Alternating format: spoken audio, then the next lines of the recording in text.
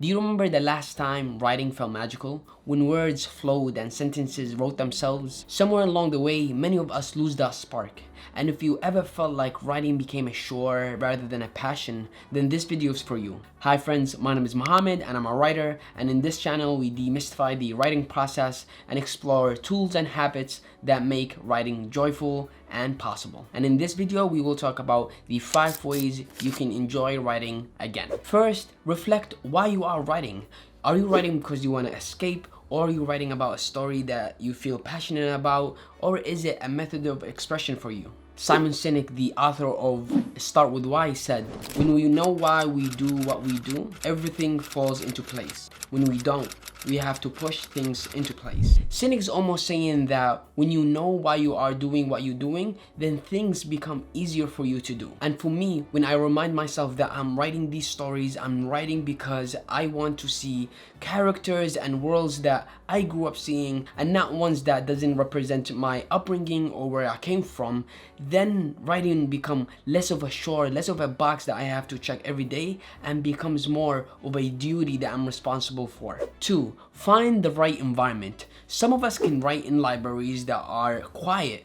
Others only can write when they are in a cafe or in the mall where there is background noise and white noise almost that distracts them from the actual activity and allows them to enter that flow state that a lot of writers talk about. And if you don't know what place or what environment you thrive the most or you are creative the most, then test different places. One day, wake up in the morning and go to a cafe and try to write for an hour or two. Another day, go to a quiet library or even in your own room and try to write there. And by testing and cross-checking yourself and see what works for you, then you will find not only the right place for you to write, but also the right time of day. 3, try writing in different styles and different stories for different audiences. I remember this one time I met a published author who has won awards and published multiple books, and she told me after I told her the story of my migration to the United States that if I wrote it as a YA novel, she can even give me an opportunity with the publisher that she was working with. And I remember at the time the idea was very exciting. It was my route to publication,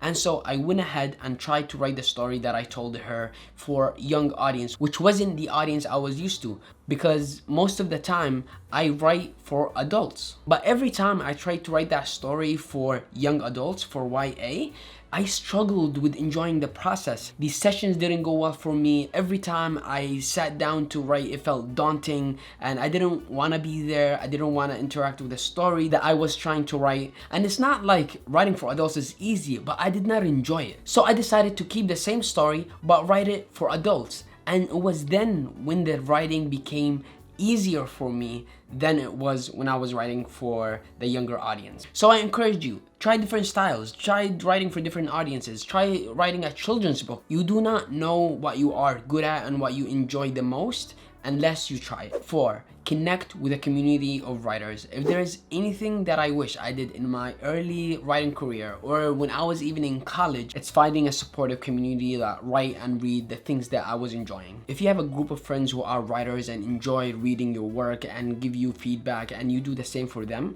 then they serve as fuel for you to continue on this hard journey of figuring out how to express the world in your own voice. And now since I have mine, every time I don't feel like writing or I go through periods of time where I don't find anything to write, I reach out to them, we meet, and just from sitting with them for an hour or two and talking about art and stories and the things that they're working on and the things that I'm trying to work on, it literally gives me energy for me to get back to the page the following day. Finally, 5, celebrate the small wins. If you ever finish a story or someone reads it and likes it, or you even publish your first story at a magazine, then make sure you're celebrating these wins and patting yourself in the back.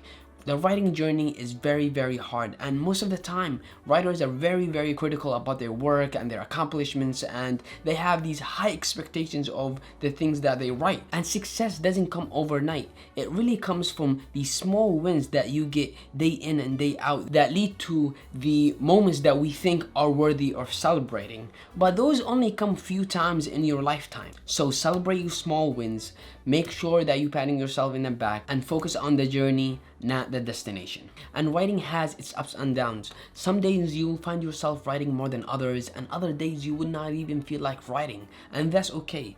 Forgive yourself, but also hold yourself accountable and treat the writing as a duty for you, as a point of honor that you have to make between you and yourself, so that you are consistent and able to reach and publish the books and stories you deserve to see on page. If you like this video, then you will enjoy my video on Are You Meant to Be a Writer? In the meantime, thank you for watching and keep writing.